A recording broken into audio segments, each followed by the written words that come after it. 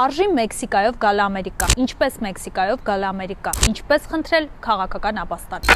Սրանք հարցեր են, որոնք ես ստանում եմ օրական երևի 1000 անգամ։ Ձեզնից շատերը մտածում են, որ Մեքսիկայով Ամերիկա գալը հիմա ամենահեշտ ու հաստատ լինող ճանապարհն է։ Բայց եկեք մի պահ խորանանք, որ իրականում ամեն ինչ այդքան էլ հեշտ չէ։ Մեքսիկայով Ամերիկա գալով դուք հայտնվում եք միգրացիոն բանտում, գաղթականների ճամբարում, որտեղ մաքսիմալ անհարմար պայմաններ են, որտեղ ամռանը մաքսիմալ տոթ է, ձմռանը ցուրտ է, չկան սանիտարական եւ հիգիենիկ պայմաններ, ընդհանուր սանհանգույց է բոլորի աչքի առաջ։ Մի խոսքով անորոշ ժամանակով ձեր տունը դառնում է փակ տարածքը ցեմենտե հատակով եւ 0 հարմարանքով։ Դրան գումարած անորոշությունը ոչ ոք չի կարող ձեզ տալ 100%-անոց երաշխիք, որ 100 հազարավոր դոլարներ ծախսելուց հետո դուք միանգամից կկարողանաք հատել Ամերիկայի սահմանը եւ հայտնվել այս երկրում։ Այսօր ես կպատասխանեմ ձեր սիրած հարցին՝ արժի Մեքսիկայով գալ Ամերիկա, թե ոչ։ Բայց մինչ այդ բաժանորդագրվեք ալիքին, սեղմելով ներքևում subscribe կոճակը, սեղմեք կողքին երևացող զանգակը, որպեսզի ամեն անգամ երբ ես նոր տեսանյութ եմ տեղադրում, դուք առաջինը իմանաք դրա մասին եւ լայքեք այս վիդեոն։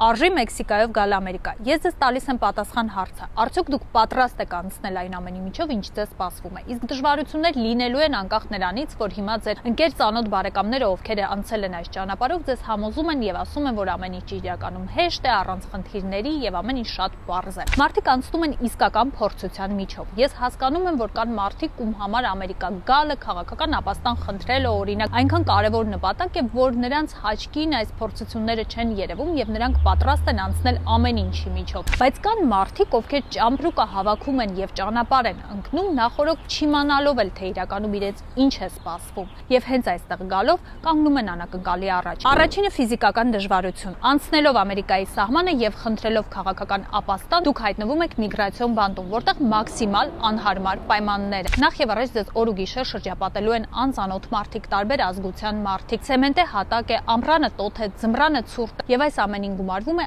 անորոշությունը։ Դուք երբեք չեք կարող իմանալ, թե ինչքան ժամանակ եք տվյալ տարածքում անցկացնելու։ Երկրորդ, հոգեբանական դժվարությունը, որի արդյունքում մարդիկ լուրջ ստրես են տանում։ Ես գիտեմ ընտանիք, որը կես տարի առաջ է այս ճանապարհով եկել Ամերիկա եւ մինչեւ հիմա այս մարդիկ չեն կարողանում դուրս գալ այդ ստրեսից, որի պատճառով նիհարել են, նյարդային ապրումների մասին ընդհանրապես լռում են։ Ընտանիքով գալու դեպքում ձեզ կարող են առհասարակ իրարից բաժանել, օրինակ քույր ու եղբայր գալու դեպքում ձեզ կարող են իրարից բաժանել եւ նույնիսկ հոգեբանորեն իրար կողքին լինելու, իրար օգնելու հնարավորություն չունենաք։ Կին ամուսին երեխաների դեպքում ամուսնուն կարող են թողել միգրացիոն բանտում, կնոջը եւ երեխաներին կարող են տեղափոխել մեկ այլ վայր կամ բաց թողնել եւ արդյունքում ոչ ամուսինը իմանա կինը եւ երեխաները ինչ արեցին, ոչ կինը իմանա, թե ամուսինը ինչքան է մնալու միգրացիոն բանտում։ Երրորդ, ֆինանսական բեռ։ Մարդիկ տուն ու տեղ վաճառում են եւ ինչ ունեն դնում են մեկ նպատակի մեջ՝ Ամերիկա գալու նպատակի մեջ, չունենալով իրականում 100%-անոց երաշխիք։ Մարդիկ գումար են ծախսում, որպեսզի կարողանան հասնել Ռուսաստան եւ այնտեղ ստանան Մեքսիկայի վիզա։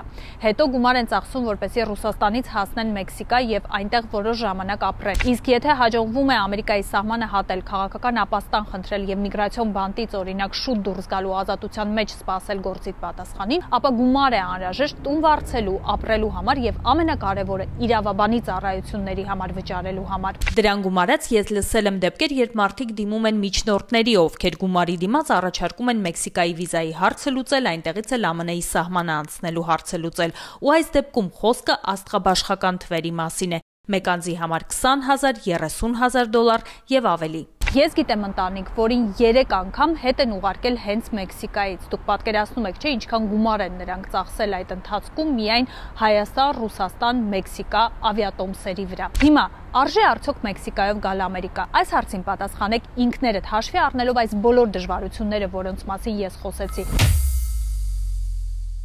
Սա Մեքսիկայի եւ Ամերիկայի սահմանն է, երևի թե ամենացանկալի սահմանը այն բոլոր մարդկանց համար, ովքեր երազում են հայտնվել ԱՄՆ-ում, բայց չունեն ոչ մի վիզա ու մի քանի անգամ էլ մերժվել են դեսպանատանը։ Այս սահմանի երկարությունը 3145 կիլոմետր է, որից միայն 1054 կիլոմետրն է ցանկապատված։ Ամերիկա-մեքսիկական սահմանը հատկապես խիստ վերահսկվում է Կալիֆոռնիայի Սան Դիեգո քաղաքի կողմից, որովհետև այն սահմանակից է Մեքսիկայի Տիխուանա քաղաքին ու հենց այստեղ է լինում միգրանտների անօրինական ամենաակտիվ հոսքը։ Այս սահմանին տեղադրված են կրկնակի եռակի բարիերներ, որոնց վերին հատվածները փշալարերով են պատված, որպեսզի մարդիկ Մեքսիկայի կողմից չթռչեն պարիսպների վրայով, բայց դեպքերը ցույց են տալիս, որ մարդկանց դա էլ չի կանգնացնում։ Մետաղական պարիսպի մի մասը խորանում է ու շարունակվում է դեպի Խաղաղ օվկիանոս, իսկ սահմանը հսկում է շուրջ 20,000 ամերիկյան սահմանապահ, բայց միևնույն է, ամեն տարի այս սահմանով Մեքսիկայի կողմից ԱՄՆ մտնում են հազարավոր մարդիկ, այդ թվում նաև հայեր։ Մի մասը անցնում է սահմանը ու հանձնվում ԱՄՆ-ին խնդրելով քաղաքական ապաստան։ Մյուսները պատրաստ են գնալ ավելի վտանգավոր ճանապարհով, մարդիկ են եղել, ովքեր ուղակի թռչել են պարիսպի վրայով, սահմանը լողալով են անցել կամ թունելներով։ Այս ճանապարհին միգրանտների մահեր տարբեր ժամանակ լինում են։ Մարդիկ են եղել, ովքեր մահացել են սովից, ծարավից, խեղդվել են կամ ընկել են կրակոցների տակ։ Երկրորդ կարևոր հարցը, որ հետաքրքրում է ձեզ, ինչպես են գալիս եւ Ամերիկայից խնդրում քաղաքական ապաստան։ Նախ եւ առաջ Մեքսիկա հասնելու համար Հայաստանի Հանրապետության քաղաքացիները պետք է ունենան վիզա։ Դա կարող է լինել Շենգեն վիզա, Կանադայի, Ճապոնիայի վիզաները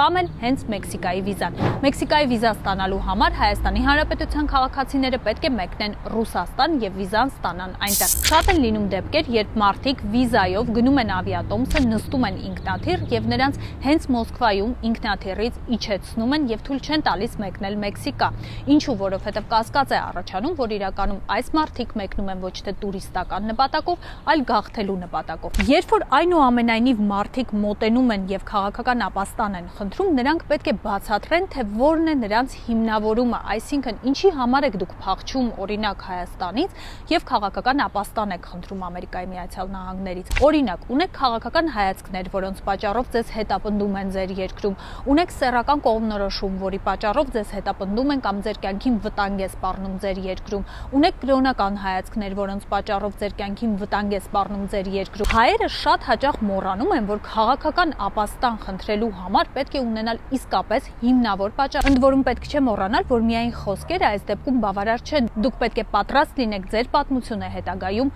հիմնավորել ծանրակշիռ ապացույցներով։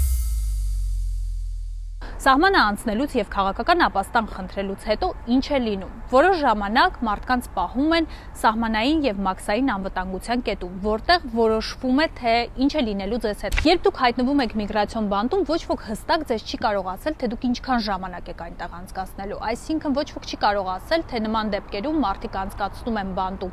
1 շաբաթ, 2 շաբաթ, 3 ամիս, 6 ամիս, թե նույնիսկ ավելի։ Այստեղ սովորաբար հերթը հասնում է իրավաբանի ծառայությանը եւ մարդիկ դիմում են իրավաբանների օգնությանը։ Երբեմն ես կարդում եմ մեկնաբանություններ, որտեղ մարդիկ քննարկում են, թե ինչ լավ իրավաբան կարելի է գտնել, որպեսզի կարողանան քննարկել նրա հետ Մեքսիկայով Ամերիկա գալու իրենց տարբերակը։ Ես ուզում եմ հասկանալ, որ սա նույնքան աբսուրդային մեկնաբանություն է, որքան կլիներ, եթե դուք իրավաբան փնտրեք եւ նրա հետ խորհրդակցեք, թե ինչպես անեք ձեր հետագա գողությունը, որովհետեւ ի սկզբանե դուք պետք է գիտակցեք, որ պատրաստվում եք օրենք խախտել եւ նման բանը քննարկել իրավաբանի հետ պարզապես տրամաբանությունից դուրս է։ Քանի որ խոսեցինք իրավաբանների մասին, ուզում եմ խոսել մի կարևոր երևույթի մասին։ Անկախ նրանից, թե դուք ինչ գործով եք գտնվում Ամերիկայի Միացյալ Նահանգներում, այսինքն միգրացիա անելու համար ինչ գործ եք, այսպես ասած, սկսել, միևնույն է, ձեզ պետք է լինում իրավաբանի օգնություն։ Ես լսել եմ պատմություններ, որ շատ հաճախ մարդիկ, ովքեր չունեն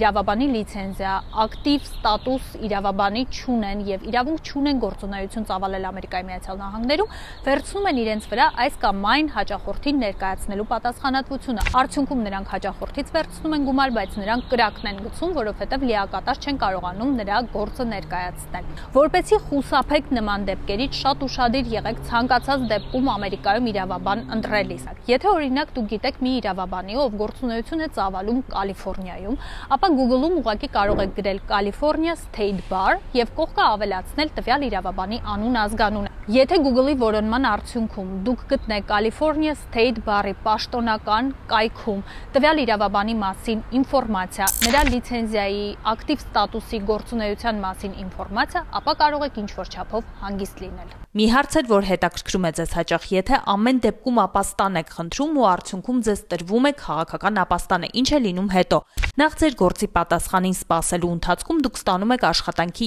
իրավունք, օրինական ապրում եք ԱՄՆ-ում, աշխատում եք ու սպասում եք ձեր գործի պատասխանին, իսկ գործի հաստատվելուց հետո 1 տարվա ընթացքում կարող եք դիմել այդքան սպասված գրին քարտը ստանալու համար։ Մերժվելու դեպքում սովորաբար սկսվում են դատական պրոցեսներ, որպեսզի բողոքարկվի որոշումը եւ այլն, ինչը իհարկե էլի ծախսերի հետ է կապված։ Շատ են եղել դեպքերը, երբ մարդիկ փորձել են էլ ավելի անօրինական ճանապարհով հատել Ամերիկայի սահմանը, այսինքն ոչ թե անցել են սահմանը եւ հանձնվել են, այսպես ասած քաղաքական ապաստան խնդրելով, այլ փորձել են ինչ-որ խառը ճանապարհներով մտնել երկիր եւ հատել սահմանը, այս դեպքում նրանց մուտքը որևէ կերպ չի գրանցվել ԱՄՆ-ի սահմանային կետում։ Շատերին թվում է, որ ամենառիսկային եւ որոշիչ պահը միայն սահմանին է եւ եթե օրինակ այդ պահը անցել է ու դու կարողացել ես երկիր մուտք գործել, ապա արդեն բոլոր ռիսկերը հետևում են, այդպես չէ։ Հավիտյան Ամերիկայում առանց որևէ ստատուսի կամ օրինականացման ապրել հնարավոր չէ, այսինքն գալիս է մի պահ, երբ այդ մարդիկ սկսում են օրինականանալու ճանապարհ։